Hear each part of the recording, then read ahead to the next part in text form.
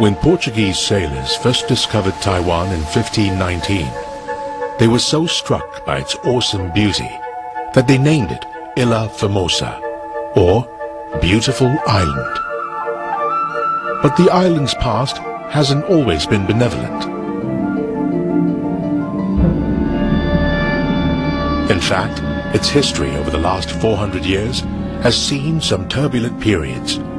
Since the 16th century, Taiwan has experienced incursions from the Spanish, colonization by the Dutch, 200 years of Manchurian rule, and more recently, half a century of Japanese occupation.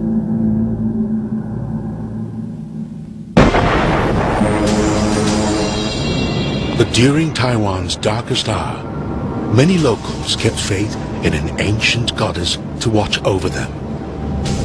And near the end of World War II, a mysterious Taiwan miracle was reported.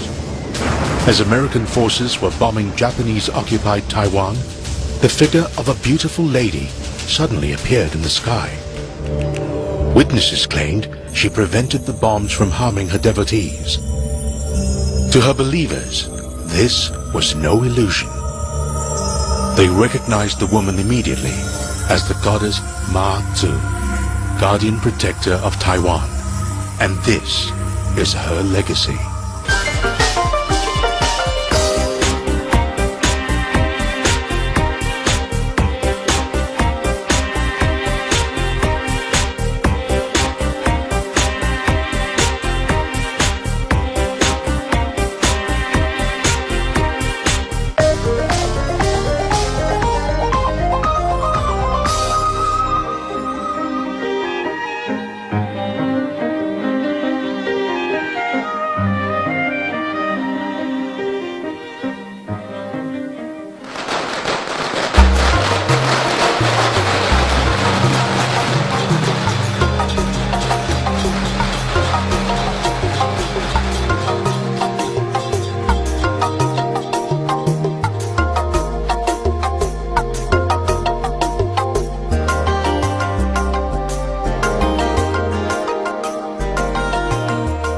The third month of the Chinese lunar calendar sees an explosion of colorful fanfare in Taiwan.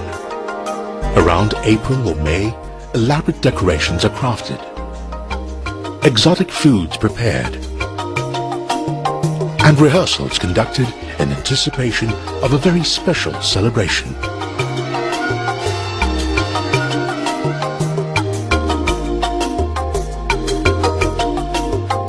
For those unfamiliar with Chinese folk customs, it presents a chance to get acquainted with a cornucopia of unique cultural offerings.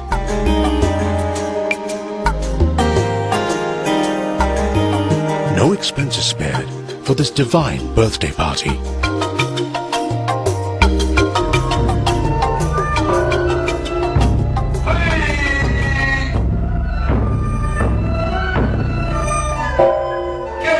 And with good reason, for Ma-Tzu is no ordinary goddess, but a goddess of the sea, and the island nation's most revered deity.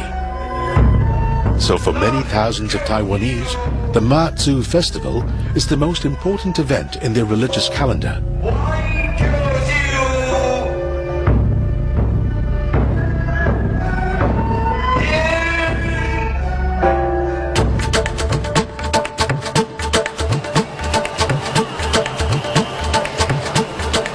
In springtime, Ma-Tzu mania grips the nation, offering a cultural lineup of temple visits, street parades, and a long, winding pilgrimage.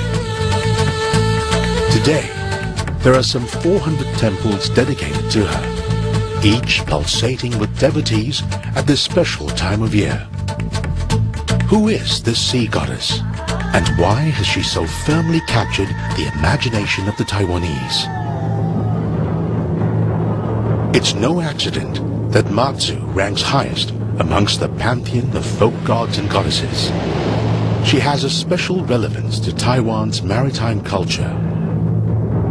Taiwan's migrant ancestors braved the seas as they arrived from mainland China 4 centuries ago. Many early Han immigrants lost their lives in the process, but those that took the risk depended on Ma Tzu for protection on their perilous voyage across the Taiwan Strait. The island's many coastal residents also relied on fishing to survive, so the goddess of the sea naturally became larger than life. The legend of Ma Tzu, guardian goddess of the sea, has been passed down among several generations over the last millennia. Although Ma Tzu is revered for many different acts of kindness, she is particularly known to intervene when her devotees face trouble at sea. It is said when a believer's ship is about to capsize during a storm, a woman dressed in ancient clothes and carrying a red lantern suddenly appears and guides the ship to safety. Ma Tzu also has two divine assistants, Qian Li Yan, who can see ships at risk 1,000 miles away, and Shun Feng who can hear distress calls from a great distance. Word spread quickly that Ma Tzu saved many fishermen's lives and warned them about approaching dangers. What started off as village whispers soon became legend. Even today, many sailors and fishermen invoke the sea goddess for protection before setting sail.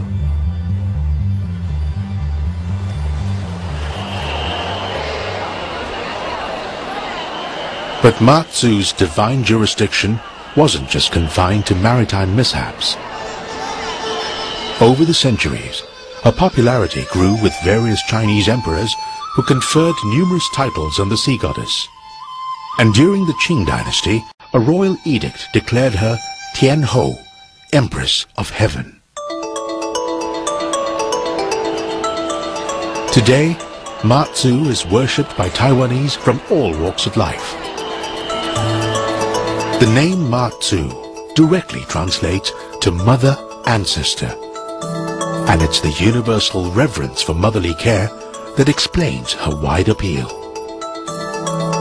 But what's intriguing is that the tale of Ma Tzu is not entirely imagined. She was once a living, breathing mortal.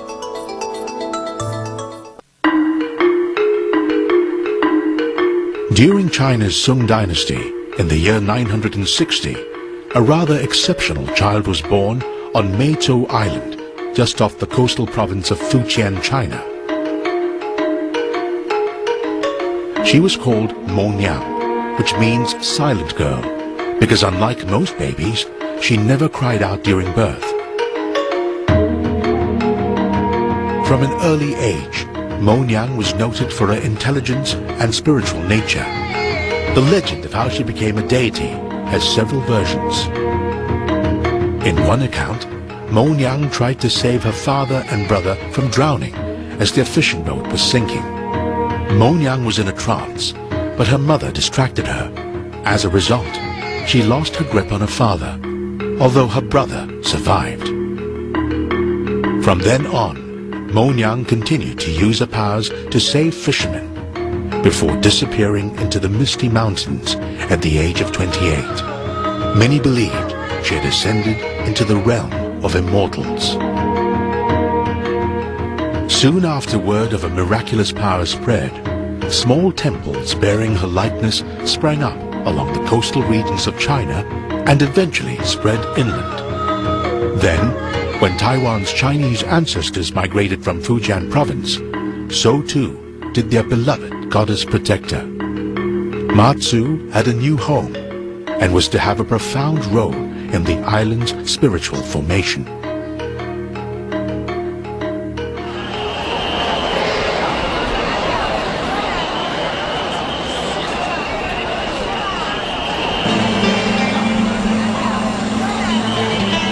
Today, Taiwan has more than 12,000 registered temples, making it one of the most temple-populated countries in the world. Many of those temples are dedicated to the compassionate goddess, whose worshippers now believe helps all causes.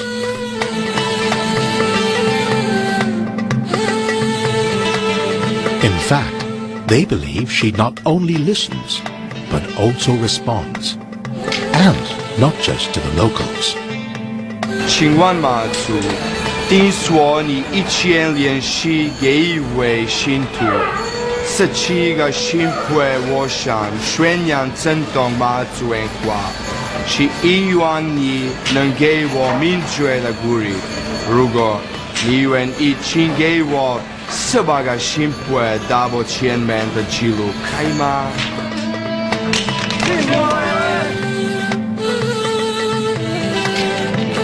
In Taiwanese folk religion, communicating with gods requires some skill.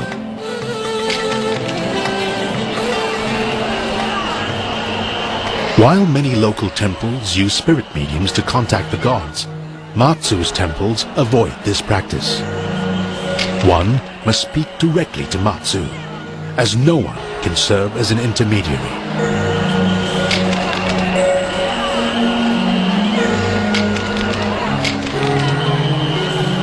These crescent-shaped pieces of wood, or divining blocks, are used by worshippers to elicit a response from Matsu. During this ritual, worshippers can ask questions or make a wish.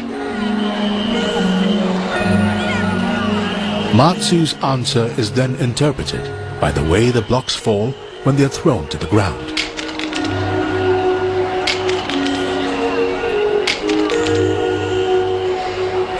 If one block faces inside up and the other down, the answer is yes. Both sides down means no. And when both blocks face up, the question is irrelevant or an answer is presently unavailable. In this way, the blocks are used as a bridge between mortal desire and divine instruction.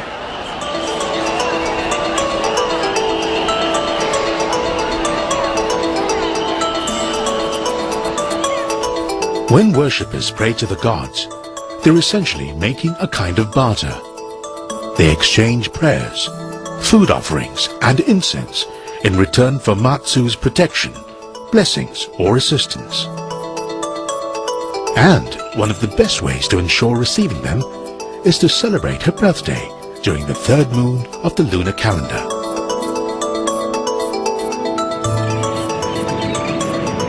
Located in west-central Taiwan, the town of Peikang was one of the island's earliest port towns, and not surprisingly, one of the first areas of Matsu worship in the country. Chinese settlers began construction of a Matsu temple almost as soon as there were houses in the area. Peikang is home to one of the oldest and largest Matsu temples in Taiwan. And on the 23rd day of the third lunar month, pilgrims the world over descend on Peikang to wish the goddess a happy birthday and revel in the colorful festivities.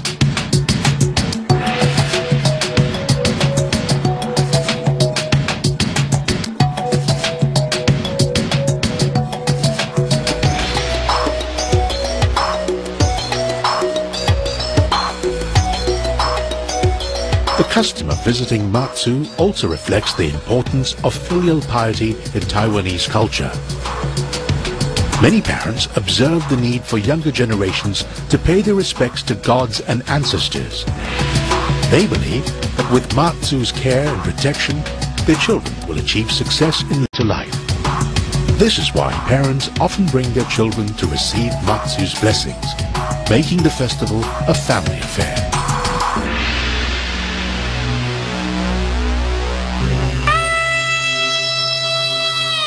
But the highlight of the Matsu festival is undoubtedly the Cross Island Pilgrimage. Here, thousands of worshippers from temples across Taiwan carry statues of the goddess on a trek to a central temple.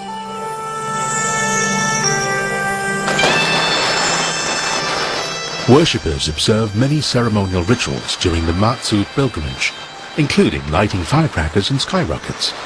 And not just for merrymaking.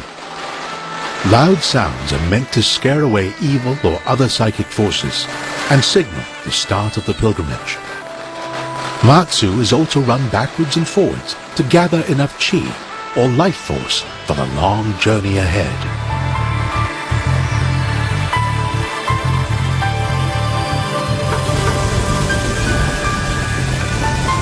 Noise, color, and anarchy are the highlights of the Matsu festival.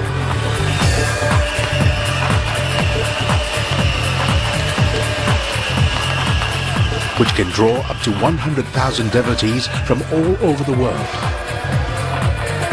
Fireworks and loud trumpets herald the start of the main procession.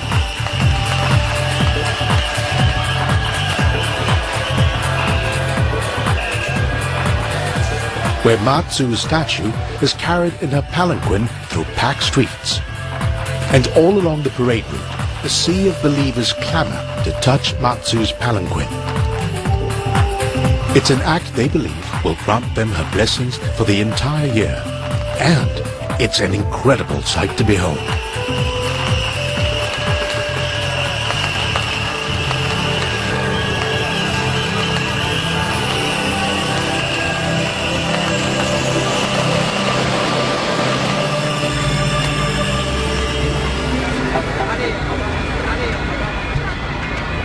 Matsu's believers begin their trek from their respective temples and must be prepared to travel with little sleep on this difficult journey. Their pilgrimage covers almost 300 kilometers, lasting up to 8 days and 7 nights. Yet many other devotees from around the world are keen to participate, as it's deemed the surest way of earning her blessings.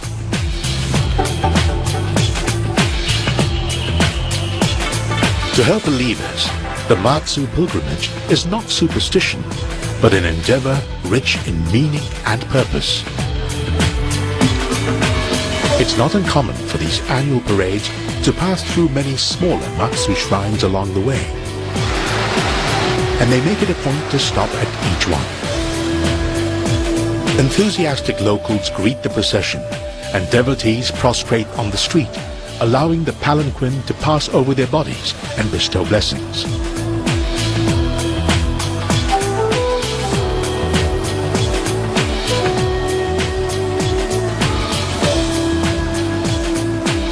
The pilgrims walk day and night, usually stopping for no more than a few hours to rest each day.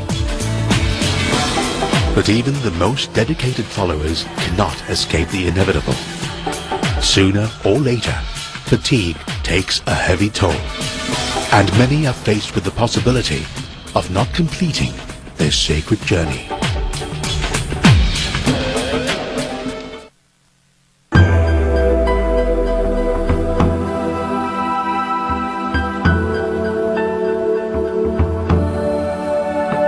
Despite the physical challenge, it's uncommon for even a single believer to quit the Matsu pilgrimage. Townsfolk along the route provide encouragement and much-needed food and water. Once rejuvenated, devotees prepare to face the final leg of their holy journey across Taiwan's rugged and beautiful terrain.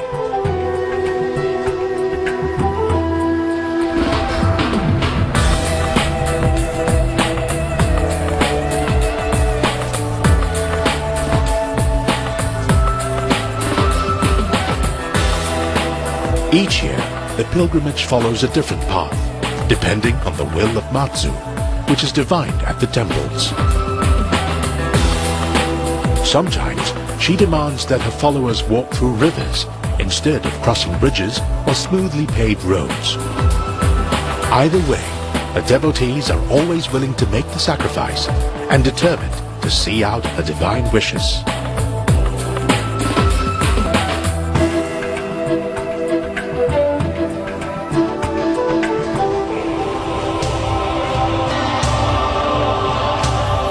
Finally, Matsu's procession approaches its grand climax. Matsu's palanquin is about to be delivered to a central temple, where a significant rite will take place.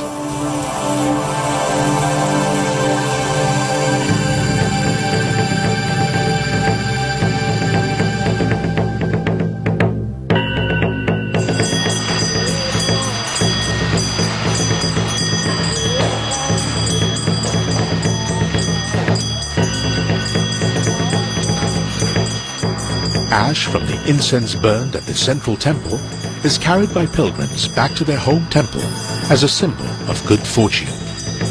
Some worshippers also believe that ashes from the central temple's burner have the power to heal. They are exchanged for the benefit of Matsu followers everywhere.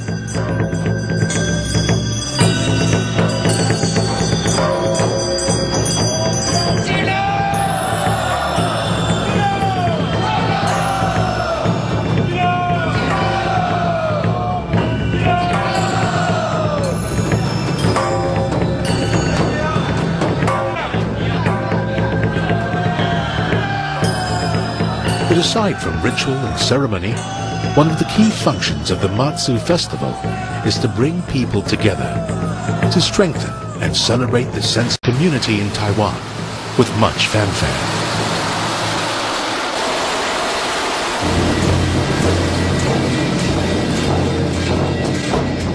Gong and drum music, lion dances, marching bands, and a street party set up a carnival-like atmosphere and provide a fitting end to Taiwan's biggest religious festival.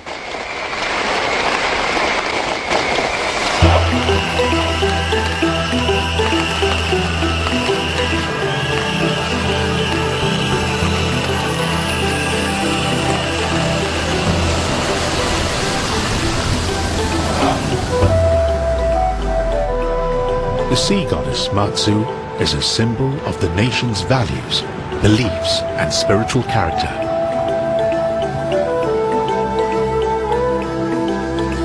Matsu's story not only parallels Taiwan's history as an island nation, her role as their savior represents the future hopes of a people.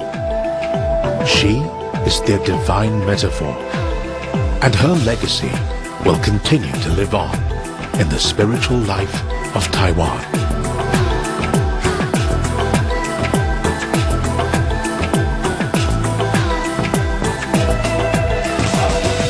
接下来，3位肩负着重大使命的科学家，在海上顶着狂风巨浪，冒着未知的风险，首次将灰鲨的交配行为进行完整记录。